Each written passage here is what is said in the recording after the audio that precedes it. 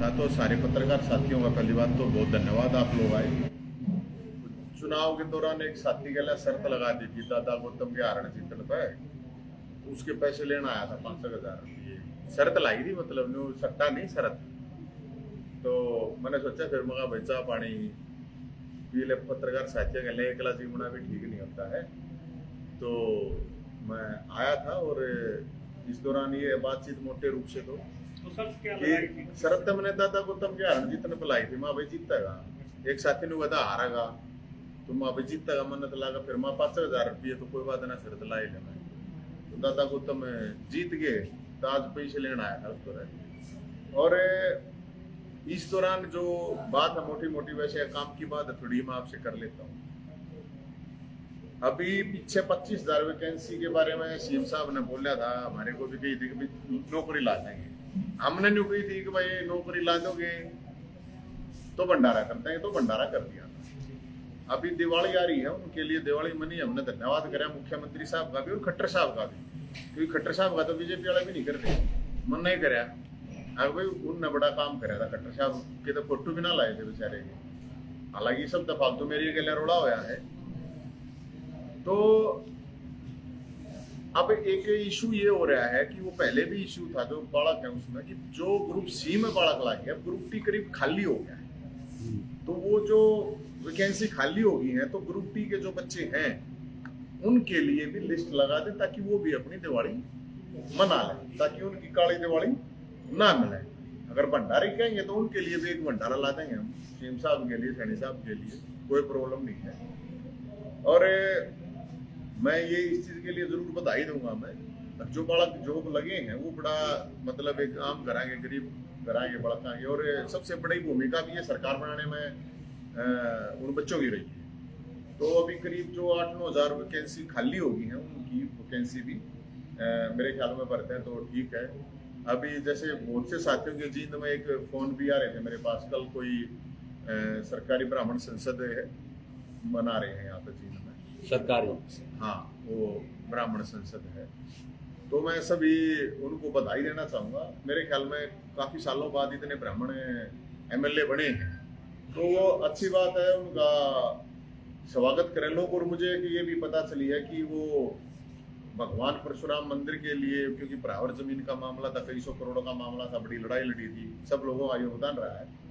तो मैंने सुना कि 1 करोड़ रुपए डोनेशन भी दे रहे हैं, वो कल अनाउंसमेंट कर रहे हैं। तो बहुत बहुत धन्यवाद होगा, मैं भी उनका अभिनंदन करूंगा, स्वागत करूंगा।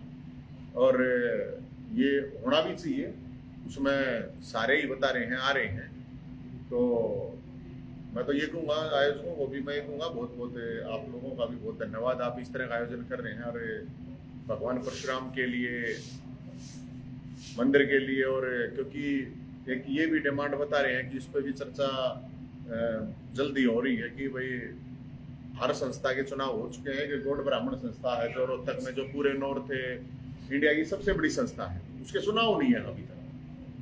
तो ये तो 2 चुनाव हो लिए, लेकिन अब तक उनके चुनाव नहीं है, तो वो उनके भी चुनाव करवाए जाए, क्योंकि यहाँ पे दो मंत्री भी हैं आवेंगे, और सारे जो विधायक बने हैं, दादा गौतम हैं, सबसे बुजुर्ग हैं। हालांकि दादा गौतम के लिए मैं थोड़ा ये जरूर होंगे, उसके लिए थोड़ा दुख है कि दादा गौतम को कुछ न कुछ बड़ा सम्मान देना चाहिए। यूं कहूँ, जैसे कल मैं एक वीडियो दे रहा था, रघुवीर कादन साहब कह रहे थे सूखा रख दिया, तो दादा ने सूखा रखने का आदमी नहीं था, 1 साल तक ही बढ़ा देते, बनाना चाहिए था। क्योंकि देखो काफी एज हो रही है, और दादा गौतम को ये नहीं, वो सबके हैं।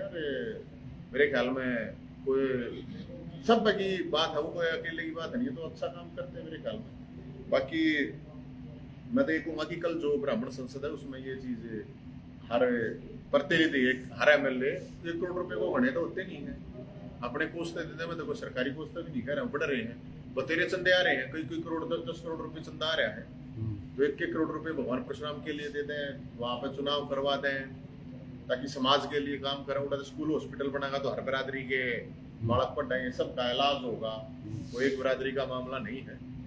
तो आज का तो मेरा मेन तो यही था। अब पहले आ रहे थे तो वो चलो कितनी उम्मीद है आपने 1 करोड़ का, तो हाँ। क्या 8-9 करोड़ को है संभावना कल उस बराबर जमीन पे जहाँ मंदिर की स्थापना के लिए? देखो वो तो होना ही चाहिए। और सूखा खीर हलवा खाना तेरे मतलब जी मरने के मतलब है। समाज के लिए जब तक कोई चीज ना हो वो भागीदारी होनी चाहिए। समाज में सरकार में बहुत बड़ी भागीदारी है। ये तो तय होना चाहिए भाई। सरकार है, आप एक मेरे ख्याल में 7वें नंबर पे शपथ ली है और एक में 13वें नंबर पे ली है। वो समाज की बात कर रहे हो। तो उम्मीद तो है भाई सारे इतने तो करोड़ करोड़ रुपया तो देश के हैं। कैया ने तो बोल भी रखा था, पहले भी बोला था वहां पे बराबर की जमीन। हाँ, बराबर की जमीन को लेकर। और देखो वो तो कल देखियो आप कितने करोड़ इकट्ठे हुए हैं, कितने न्यू हैं, कितने मतलब इस सरकार में भागीदारी हो, कितने डीसीओ हैं, कितने एसपीओ हैं, कितने एसडीएम हो, कितने वीसीओ हैं। सरकार तो मतलब वही होती है ना। तो जितनी भागीदारी हो उतना हिस्सा तो होना चाहिए इस पर। तो नवीन जी, नाले का भी एक मामला चला हुआ है, लगातार पेश किए जा रहे हैं और सरकार की तरफ से जागरूकता अभियान भी चलाए जा रहे हैं, तो किस प्रकार देखते हैं? देखो मेरे ख्याल में ये पुरानी वाला जो इशू है पोल्यूशन वाला, जहाँ तक है, पहली बात तो कोई भी आज तक ये डिसाइड नहीं कर पाया कि ये पोल्यूशन जो है ये कैसे बढ़ता है। अब वहां पे एक अपने केजरीवाल साहब बैठे, उसका तरीके से शाम तक रोने रोने का काम, उसका कुछ नहीं है। जब पंजाब में सरकार नहीं थी तो क्या हार था पंजाब तब घुमा हुए है। ये पंजाब में सरकार है तो पंजाब का नाम नहीं लेते। अब क्या हरियाणा थे, यूपी था हुए है, तो वो तो तड़के दसांज तक रोवा धोने के अलावा कोई काम है नहीं उसने आदमी ने। और ये सामूहिक इशू है। पराली का जो इशू है, मेरा अपना मानना है भाई, आप एक बात बताओ, पराली के ऊपर आप जुर्माना लगा दो, नो ऑब्जेक्शन, ठीक है होना चाहिए, लेकिन पराली का प्रबंधन कहाँ से हो? एक सरकार के पास ये भी चीज होनी चाहिए। और आप ये भी तो देखो कितनी फैक्ट्रियों के ऊपर जुर्माना लगा है, कितनी फैक्ट्रियों के ऊपर एफआईआर हुई है। एफआईआर का तो कोई तुक बनता ही नहीं है भाई। आप जुर्माने तक तो ठीक है क्योंकि भाई सुप्रीम कोर्ट कह रहा है। अब सुप्रीम कोर्ट के माननीय मुख्य न्यायाधीश कल कह रहे हैं, उन्होंने डॉक्टरों ने सलाह दे दी है कि घर से बाहर मत निकलो। अरे सारा देश बाहर निकलना लग रहा है भाई, तू तो नहीं निकल पाओगे माननीय साहब। तेरे पास तो सारे अरेंजमेंट है, जिनके पास डॉक्टर सलाह नहीं देते हुए खींचाएंगे। ये सामूहिक जिम्मेदारी है। ये जो हीटर चलावे हैं, एसी चलावे हैं, गाड़ी चलावे हैं, ये अकेले किसान के ऊपर थोपना ये पूरी तरह से निराधार है। आप मतलब कि पराली जला दी, पराली जला दी। अरे ये तो बता दो पराली जलाने से कितना पोल्यूशन का मामला है।